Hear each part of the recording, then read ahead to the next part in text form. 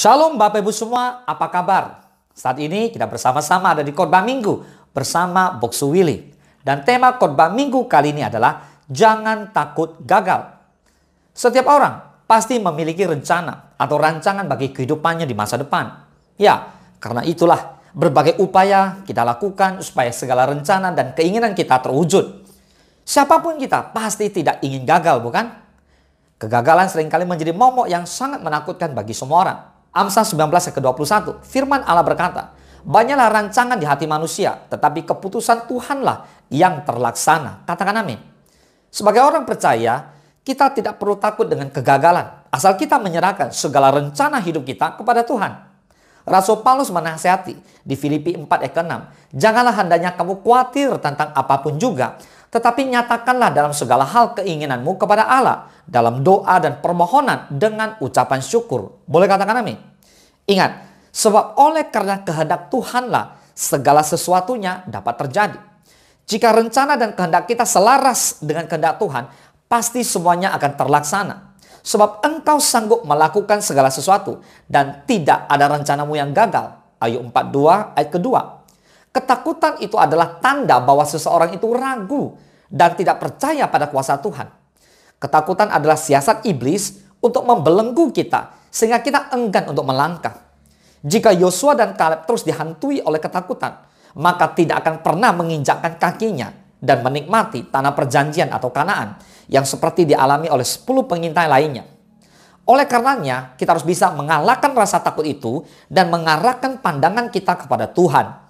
Kalahkan rasa takut dengan cara percaya kepada kuasa Tuhan seperti yang dilakukan oleh Daud.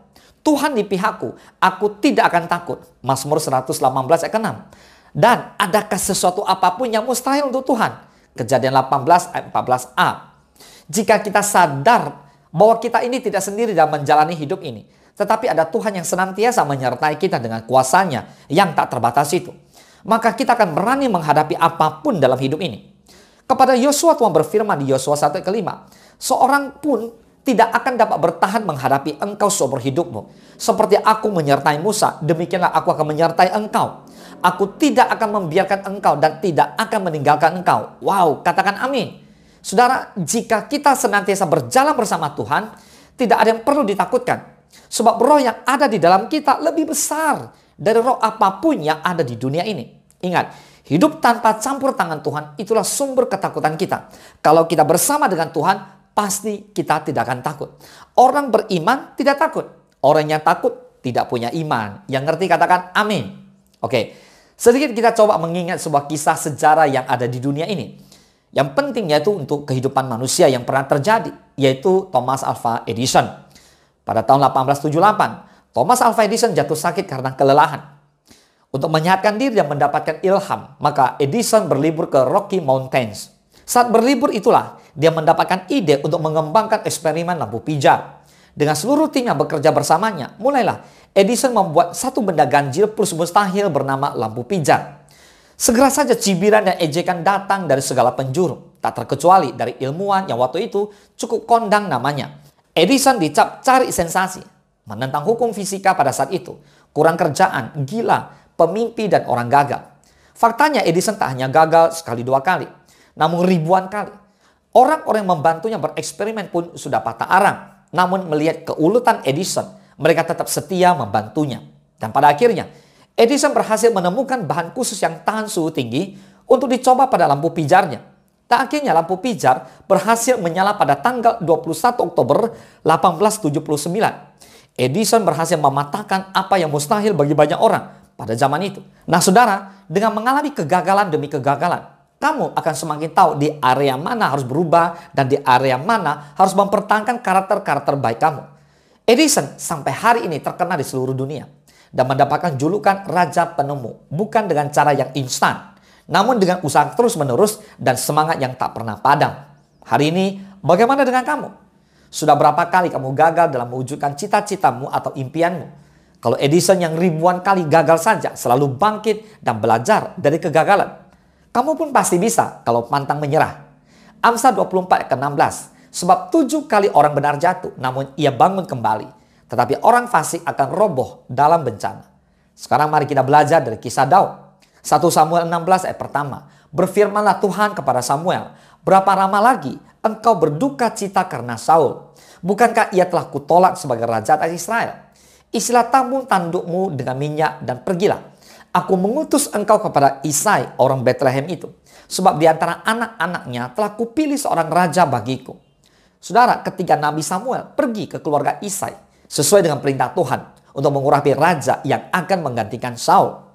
Dalam kisah ini, Daud tidak diperhitungkan sama sekali. Jelas, karena alasan dia tidak mumpuni dan masih kecil.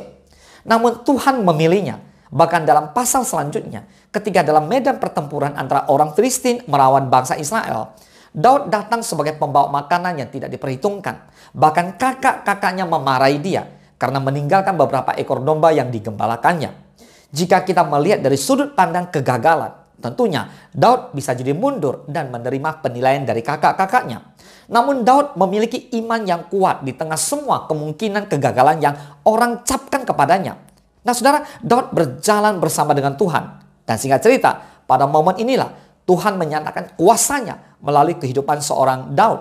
Dan akhirnya Daud menang. Yesaya 55 ayat 8 dan 9. Sebab rancanganku bukanlah rancanganmu dan jalanmu bukanlah jalanku. Demikianlah firman Tuhan.